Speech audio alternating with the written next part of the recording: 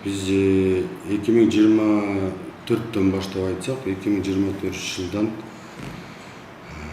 таза кирешибиз, орусча айтканда чистый прибыль деп коет, 333 миллион болду. 2025 жылдын жыйынтыгы боюнча таза кирешибиз 511 миллион болду. Быйылкыныкын эми азыр 6 айдын жыйынтыгын чыгара элекпиз. Азыр бухгалтерия чыгарып тактаса, биз ошо энергетика министрлигинде коллегиясы болсо, өзү ошол жака так маалымат менен отчет беребиз.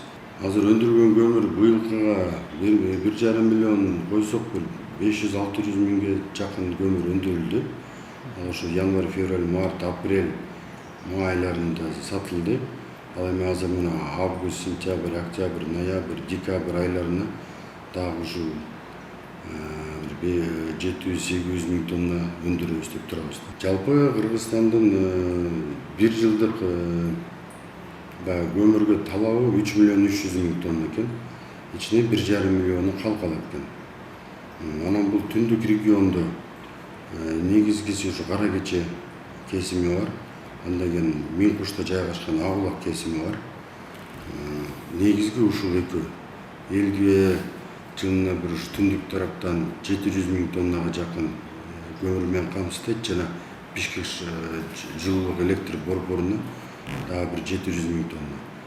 Анан бир 100-200 миң тонна ушу социалдык, бюджеттик мекемелерге сатылат. Ошондо түндүк региондо бир 1,5-2 миллионго жакын тонна көмүр керектелет да.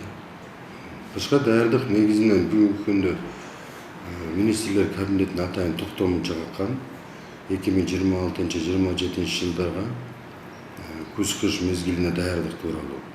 Ошону алкаганда бизге тиешелүү пландар коюлган. Биз ошол пландарды аткарып атабыз. Мисалы үчүн бүгүнкү күндө Бишкек шаардык жылуулук электр борборуна бизге 725 миң тонна көмүр менен камсыз кылуу планы коюлган. Ошонун алкагында иш жүрүп атат. Андан тышкары биз ушул социалдык көмүр кампаларды жеке ишкерлер менен биргеликте аймактарда ачканга аракет кылып атабыз. Ошол жерден элге социалдык баада, мындайча айтканда, Кыргыз Республикасы антимонополдук кызмат тарабынан коюлган баада көмүр сатууга даярданып атабыз.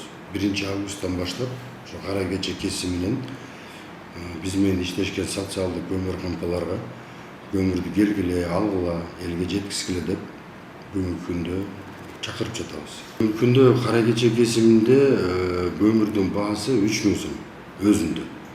Андан кийин бул жеткизгенин ушу Бишкек өрөөнү болобу, кайсы Чүй өрөөнү болобу, жол киреси ар жеке ар кандай. Анткени аралыгы ар кандай болот. Анан антимонополдук кызмат ушул чыгымдардын баарын өзү санап чыгып, бизге баягы ар бир аймакта, ар бир районго өзүнүн багаларын коюп берет. Көмүр мынчадан сатылсын деп.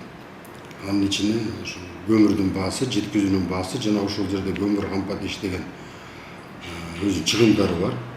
Тараз алыш керек, погрузчик техник болуш керек. Ал жерде кассир, кароолчу, директор ошолордун баарын складские расходы деп коет. Ошонун баарын эске алуу менен анан акыркы баягы кичине пайдасын да кошуп, акыры ошо бир бааны чыгарып берет. Бүгүнкү күндө антимонополдук кызмат менен биз ошонун үстүндө иштеп жатабыз, расчетторду бердик. Азыр буюрса ошо 1 августка чейин бир келишимби эме кылабыз, чыгабыз. Ошо ар бир региондо баа канчадан болот. Мисалы үчүн былтыр Бишкек шаарында 6600 сом деп Кара Кече көмүрүнүн 1 тоннасына баа коюлган. Былтыр күз-кыш мезгилинде 25-26-га. Азыр эми өзүңөр көрүп атасыңар, кечээ интервьюдан айттым. Бизде ошо көмүр ташыган машинанын баары дистопливо менен жүрүп, КСМ менен жүрүп. Былтыр ушул маалда бир 65-70 сом болсо, азыр ошо 95-100 сомго чыгып атат заправкаларда. Ошого байланыштуу жол киреси кичине өсүшү мүмкүн. Кымбатташы мүмкүн. Ошондо кичине көмүрдүн баасына да таасирин тийгизет.